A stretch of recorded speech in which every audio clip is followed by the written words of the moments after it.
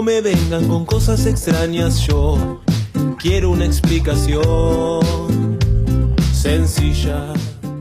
Bienvenidos, bienvenidas a un nuevo programa de Otra Cosa. En nuestro último capítulo hablamos sobre cómo la mística se había convertido en un espacio de resistencia para muchas mujeres dentro de ese ambiente tan cerrado que muchas veces se ha convertido el cristianismo. Sin embargo, la apertura que permitió estas experiencias de estas filósofas místicas generó la posibilidad de abrir el juego y pensar y experimentar otras cosas.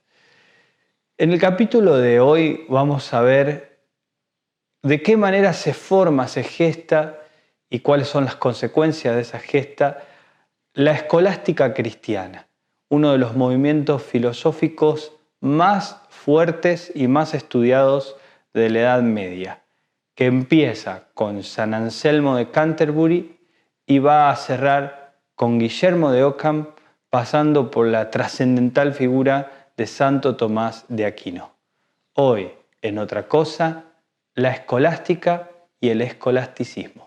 A mí no me vengan con cosas extrañas, yo quiero una explicación sencilla. El término escolástica deriva de la palabra latina schola, que quiere decir escuela, y hace referencia nada más y nada menos que a la formación de escuelas de pensamiento en torno a una figura institucional clave que inicia con la Edad Media, como lo dijimos en algún capítulo anterior, que son las universidades.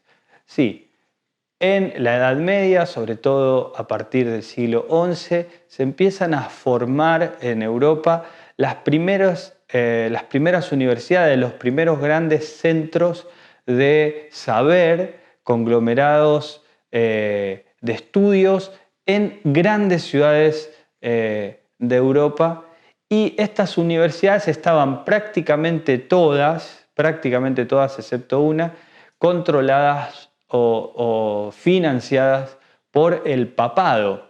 No nos olvidemos que el poder de la Iglesia en esta etapa de la Edad Media, siglo XI, siglo XII, era prácticamente total, ¿sí? El poder político dependía del poder religioso en gran medida y el sistema feudal había generado esa alianza entre el poder político y el poder religioso, cosa que va a traer muchas consecuencias a futuro y que va a tener un peso muy importante en los debates filosóficos. Por eso es que muchos piensan en la escolástica como una cosa cerrada, petrificada, pero al inicio de este movimiento la situación era más bien distinta. Luego la escolástica, vamos a decirlo así, degenera en escolasticismo. Pero vayamos al punto. ¿De qué se trata la escolástica? En nuestro próximo bloque vamos a ver el origen y la fundación de este movimiento, y en nuestro último bloque vamos a desarrollar las grandes líneas de los grandes pensadores de esta escuela de pensamiento que fue fundamental para el fin de la Edad Media. A mí no me vengan con cosas extrañas, yo quiero una explicación sencilla. Nosotros estamos acá para hablar de filosofía, y para muchas personas la filosofía y la religión no tienen nada que ver. Sin embargo, hemos visto cómo desde la antigüedad tardía, ya había esta posibilidad de diálogo ineludible entre filosofía y religión. Ahora, el siglo XII es un siglo clave en la historia de la filosofía y del pensamiento religioso, porque van a aparecer personajes como los que hemos nombrado en la tradición judía Maimónides, en la tradición árabe Averroes, en la mística cristiana Hildegarda de Bingen, y va a fundarse en este mismo siglo la escolástica. El primer gran escolástico es San Anselmo. Y él plantea una cuestión que va a ser fundamental para profundizar esta relación entre filosofía y religión.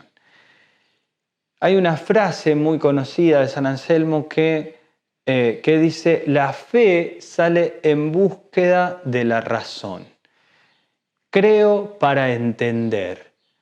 Es decir, la fe no es algo a lo que se accede por comprender una serie de argumentos dogmáticos, por comprender cuáles son los postulados básicos de algún tipo de religión natural o de un tipo de religión racional, sino el proceso, dice San Anselmo, es al revés. Yo primero creo, primero me afirmo, me confirmo en la fe y luego voy a buscar cuáles son los sustentos racionales de eso que ya estoy creyendo.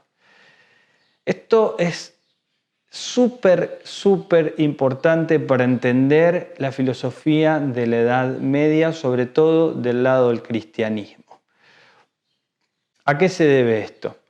A que se van a dar una serie de debates para tratar de interpretar qué aspectos de la revelación tienen un sentido racional y qué aspectos de la doctrina y la revelación cristiana responden a el puro misterio divino, por decirlo de algún modo, ¿no? Y en ese debate no va a participar solo San Anselmo, sino también otro personaje muy importante de inicio de la escolástica, que es Pedro Abelardo. Pedro formaba parte de, tenía claramente, como todos los grandes pensadores de la Edad Media, una inclinación religiosa. El cristianismo era de algún modo omnipresente en la Europa de la Edad Media, pero va a ser muy perseguido por la Iglesia. En primer lugar, tenemos que mencionar de Pedro Abelardo su tremenda historia de amor con Eloísa. Y ya que hablábamos de la filosofía y del lugar de las mujeres en nuestro último capítulo, hay que decir que Eloísa, con 17 años, y por pertenecer a una familia noble, sabía hablar griego, latín y hebreo. Su familia, su tío, le consigue a este profesor, Pedro Abelardo, que era un eminente profesor de lógica. Ellos se enamoran perdidamente y la cosa no termina para nada bien, porque la familia se opuso. Bueno, un culebrón hermoso que hay que estudiar, que hay que conocer, para desentrañar también un poco más la vivacidad de la cultura y la vida social europea del siglo XII, de la Edad Media. Pedro Abelardo termina aislándose después del fracaso con la relación con Eloísa en distintos conventos y empieza a enseñar, funda una escuela en París, empieza a enseñar lógica y empieza a cuestionar desde la lógica algunos dogmas de la Iglesia, no con la intención de criticar a la Iglesia porque era ferviente creyente, sino con la intención de mejorar la argumentación racional de algunos postulados del cristianismo. Bueno, había sectores de la comunidad religiosa y sobre todo de la cúpula religiosa del catolicismo que no les simpatizaban para nada estos cuestionamientos y empezaron a perseguir no solo a Pedro Abelardo, sino a cualquiera que pusiera en jaque a la autoridad religiosa. Y por eso es importante mencionar también la revolución que genera en Francia no solo Pedro Abelardo, sino también otro Pedro Baldo, que da inicio al primer movimiento de reforma de la Iglesia, que fue el movimiento valdense. Esto lo mencionamos y lo dejamos acá porque podríamos estar hablando muchísimo sobre estos temas, pero la idea es simplemente presentarlo y a quien le interese puede buscar un poquito más de estas historias que modelaron estos siglos en la Europa de la Edad Media y que marcaron lo que vamos a charlar también en nuestro próximo capítulo. No me vengan con cosas extrañas, yo quiero una explicación. Pero si hablamos de escolástica, si hablamos de pensamiento filosófico cristiano, hay que hablar de un titán, de un verdadero héroe, digamos, de la reflexión filosófica dentro del cristianismo, que es nada más y nada menos que Santo Tomás de Aquino. Y Santo Tomás vive un par de años después, ¿no? Es un personaje bien propio del siglo XIII y ahí a caballo con el siglo XIV, que era de cuna noble. Su familia era una familia muy poderosa, muy rica, pero él desde muy chico sabía que quería dedicarse al estudio y sentía una vocación para estudiar y enseñar teología y filosofía. Y uno de sus asuntos más... su familia quería que sea prior y después que haga carrera hacia el papado. Sin dudas, Santo Tomás tenía condiciones para, primero, económicas y sociales para apuntar hacia el papado y también dotes intelectuales. Pero él eligió otro camino. Hay una historia muy interesante. Cuando elige ser monje, su familia lo rapta, sí, lo secuestran para impedirle dedicarse a la vida monacal y al estudio. Sin embargo, su vocación fue más fuerte y él se escapó por una ventana y los deseos de su madre no pudieron más que este deseo de él de conocer en profundidad algo que en Europa empezaba a asomar con fuerza gracias a los árabes, gracias al estudio de Maimónides, que era el pensamiento de Aristóteles. Y acá me quiero detener un segundo. La gran síntesis que logra Santo Tomás es la de conocer a Aristóteles, que había aprendido de su maestro, San Alberto Magno, y de intentar relacionar el dogma cristiano con el pensamiento de Aristóteles, que era en ese momento la máxima, la figura estrella de la ciencia y de la filosofía. Este intento ya lo vimos en Averroes, ya lo vimos en Maimónides, pero en Santo Tomás va a tener un trabajo muy ambicioso. Ahora ubiquémonos un poco en los tiempos. Hablar hoy de la doctrina aristotélico-tomista es hablar de la doctrina oficial, prácticamente, de la Iglesia Católica. Pero en ese momento, cuando Santo Tomás asume este desafío, muchos de los monjes y de las universidades europeas lo tildan de hereje, porque el intento que estaba haciendo Santo Tomás era verdaderamente revolucionario. En principio, su gran desafío era distinguir la teología de la filosofía. Y eso va a ser clave para entender luego cómo la ciencia logra un despegue de la religión. No sin sangre.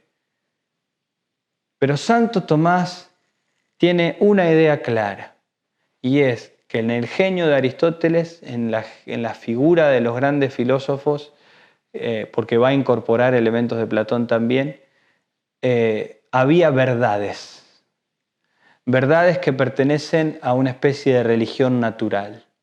Entonces Santo Tomás distingue la religión natural de la religión revelada. Y aquí es donde encaja su intención de demostrar racionalmente la existencia de Dios. Para Santo Tomás, Dios es el principio originario de todo lo que existe, el origen de todo está en Dios, pero es lo último en el orden del conocer. Nosotros cuando conocemos empezamos por lo más simple, por lo más sencillo, y el conocimiento más elevado al que podemos apuntar es el conocimiento de lo divino. Entonces Dios es principio y es finalidad, es alfa y es omega.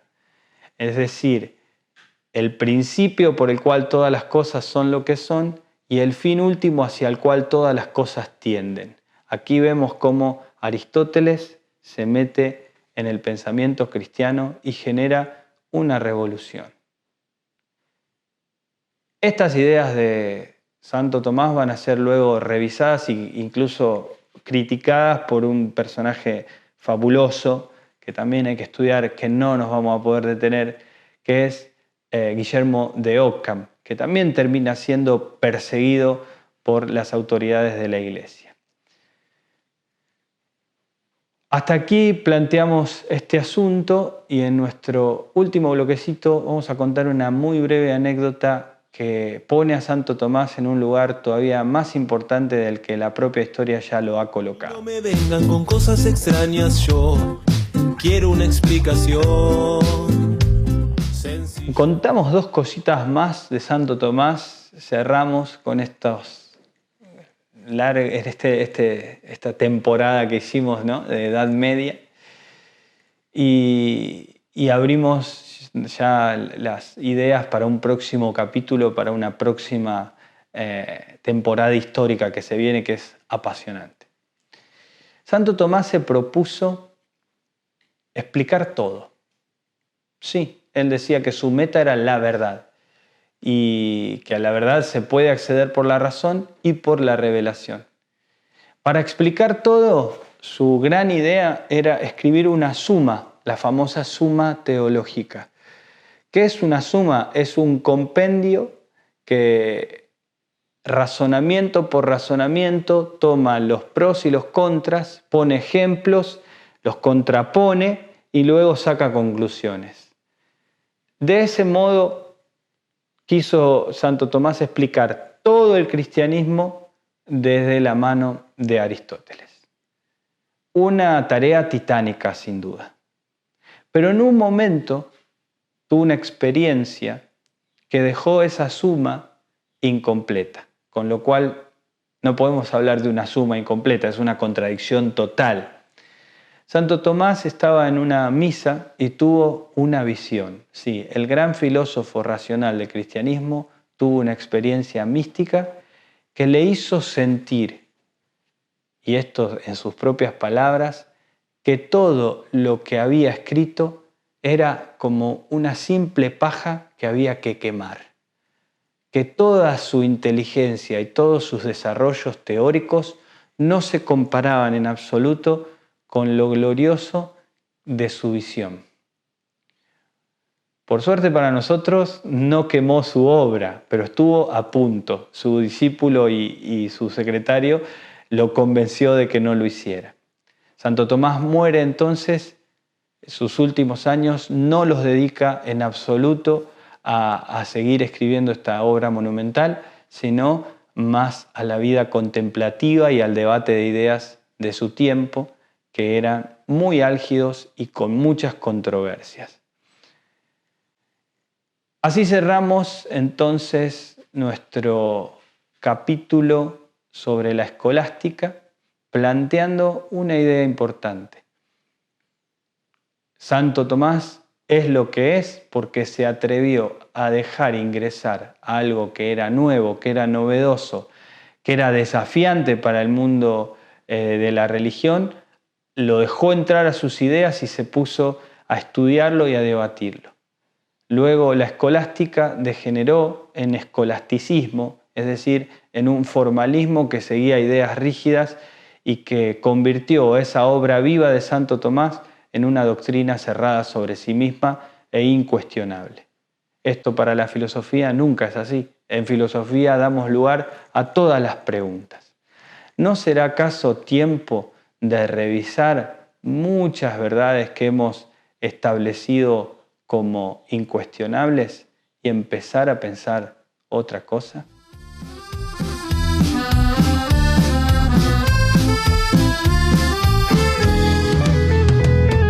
A mí no me vengan con cosas extrañas, yo quiero una explicación sencilla. Si el mundo da vueltas y vamos con calma, yo te aseguro que te encuentro.